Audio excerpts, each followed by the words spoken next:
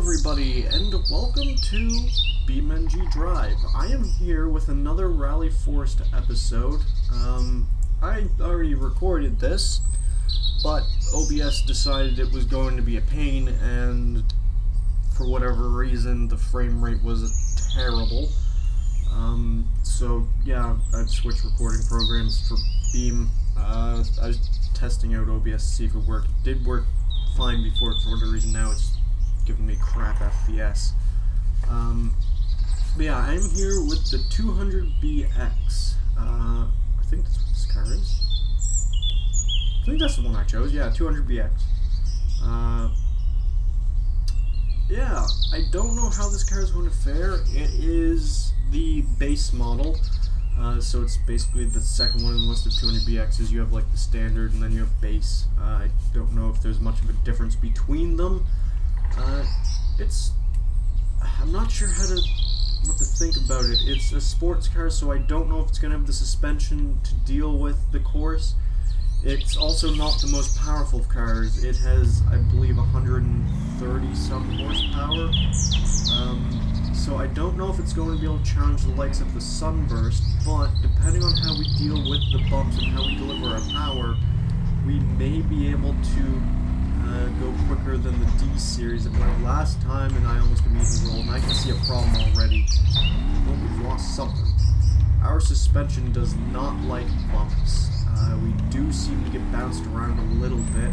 Oh, we lost a hubcap. That wheel also doesn't look like it's really pointing in the greatest of directions. We seem to pull a tiny bit. Not terribly bad. Oh,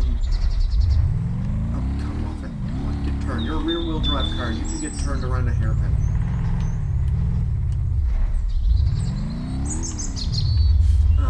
Oh yeah, something for you guys to note, if you haven't seen my other BeamNG.drive videos, I do have the speedometer down the middle of the screen at the bottom is a speedometer.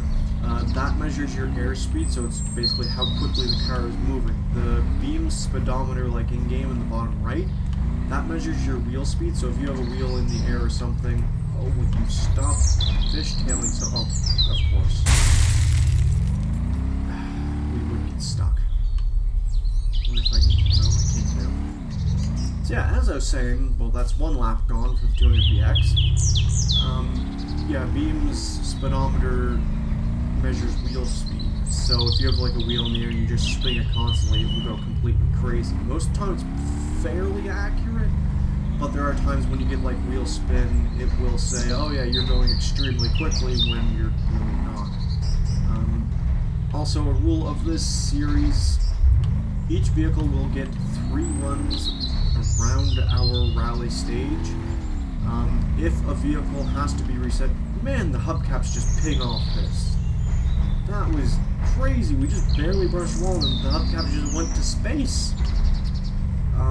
Yeah, rules of the series, if a car has to be reset on one of its laps, that forfeits that lap. So the 200BX right now currently has 2 laps remaining to try and set a time. It is entirely possible that a car will not set a time.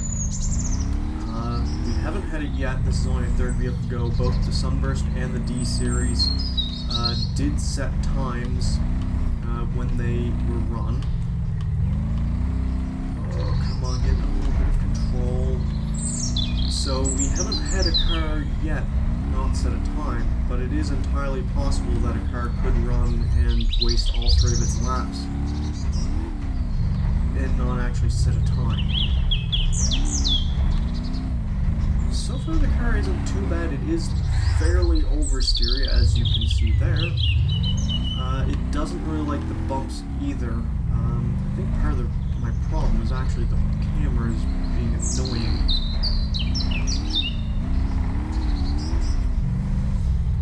Trying to focus and actually get a decent run of this car. Oh, we almost got bounced into some trees. I'm surprised we didn't lose a hubcap. I'm noticing we don't really have a lot of power. We didn't have much speed coming up that hill. Oh god, this is not where I want to be. This is really not where I want to be. Oh, that could be a problem. I'm looking at that front right wheel. Oh, goodness. That right-hand wheel does not look very healthy at all. Oh, that's going to be a tough one. Because if that wheel's causing me issues, I'm going to have to reset. But the question is, do I reset on this lap? Or do I try and just have the third lap be the be-all, end-all for the car? I'm going to try and finish this lap. If we take more damage to that wheel and we end up not being able to turn, I'm going to have to reset. If it comes down to it, say similar thing happens on our final run and we have a wheel that's preventing us from steering, because I have had that happen before, not in this series, but just driving on Beam.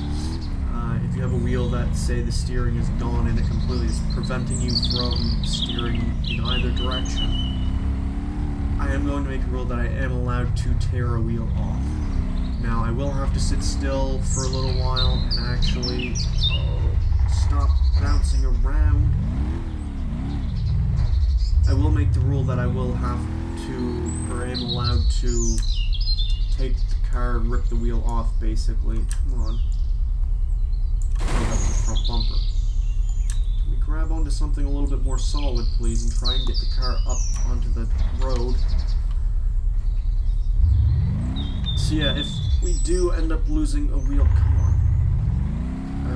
Having a wheel that basically is hindering us from doing anything, I am allowed to tear the wheel off to try and be able to finish a lap, but only in the circumstance that that's on our third lap and we haven't set time yet.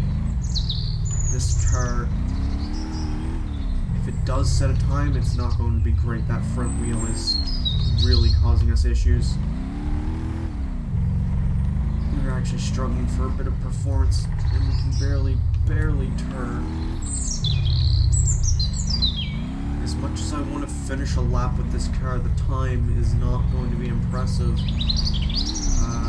It's already being beaten out by the Sunburst and the D-Series. The Sunburst had around a 3:30, the D-Series had a 3:50.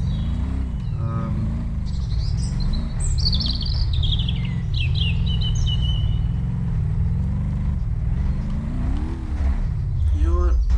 I'll have to think about it, but it would also, I don't know. I was thinking about the possibility of if a car finishes a lap and it's heavily damaged and I reset it, it shouldn't forfeit the next lap.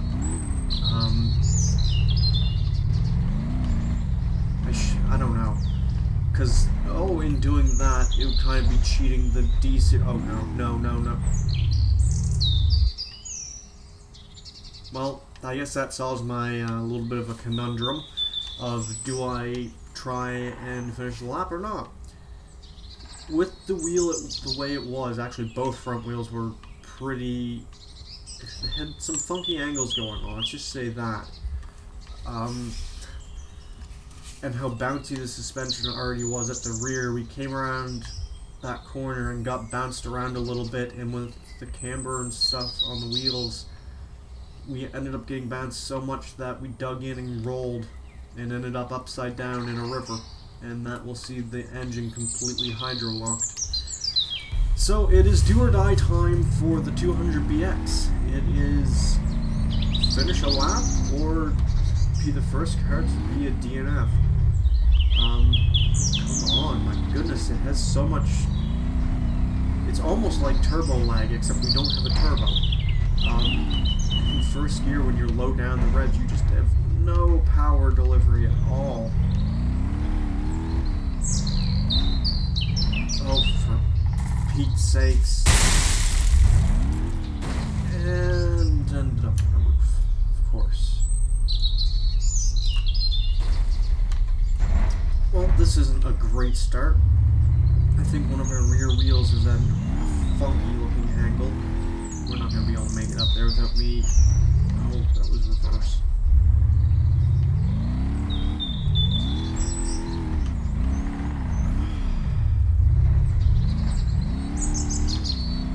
Suspension on this car is not really helping matters.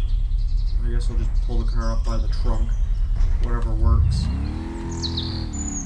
Yeah, the car's suspension is not helping matters. Oh, I feel like this car may not finish this lap. We have damage to quite a few wheels. That rear wheel is looking decidedly pushed back. The front left and front right are both completely at wrong angles. Oh, even if we do manage to somehow finish a lap, we're not going to be able to set a good time out. I think we might be dead. I mean, I can pull myself out of this, but for what it's worth, I don't know if that is actually worth it. Let's see. Can I get the car out of this? Oh no, I'm going to end up rolling the car. I'm going to call it there for the 200BX. I could recover this. I'm fairly certain I could probably recover it. It's a matter of, is it worth recovering it? Come on, get back down your wheels. Thank you. Like I can, oh, that was a little bit of a vicious throw. Oh, for... I just want you on the road. Can we just have that? I don't know. I'll continue, I guess, but the way the wheels are bent, it's just going to keep doing that, and this lap time is going to be so ridiculously high. Yeah, I don't know. I'm thinking I'm going to have to call it for the 200BX just because of how the suspension is damaged. I didn't think that that initial cartwheel roll killed us. Oh, now yeah, the diff is just not allowing us to do anything. I'm just going to get up onto some solid ground to show you guys what damage I'm actually talking about here. Oh, we actually have wheels bent in such a way that we basically have a wheel. If we're on an uneven surface, we have a wheel on the ground, or in the air. So the diff is causing issues. But yeah, the rear left looks to be about the healthiest. Even that has a bit of, well, it's actually fairly crooked when you look at it. The rear right of the car got damaged in our initial roll. The wheels dug in, which basically caused the roll. This is me with no steering lock. Our front right is turning left, and our front left is kind of facing forward, but it's quite pushed in. It doesn't really turn all that well to the left. The car is technically still drivable. I probably just put it in a ditch, didn't I? Yeah. The car is technically still drivable, but for what it's worth, I don't think it's going to be worth actually driving. Yeah, we're just going to sit here and spin all day. Yeah, so unfortunately the 200BX, not a good rally car. The wheels are very susceptible to damage, and the suspension makes it very bouncy, and those two combined is not a good combination, because you go from being very bouncy, which gets you off the course, and some of these dips off the sides of the course are quite severe, especially early on. And if you get bounced around the right way, you can bend up wheels or send yourself into a roll, which is what happened to us. We kind of cartwheeled, and then when we came down, we got bounced again, which sent us into a roll. And that is going to be what kills the car. So, that is going to be it for this video, guys. If you liked the video, be sure to hit the like button and subscribe. And until next time, goodbye.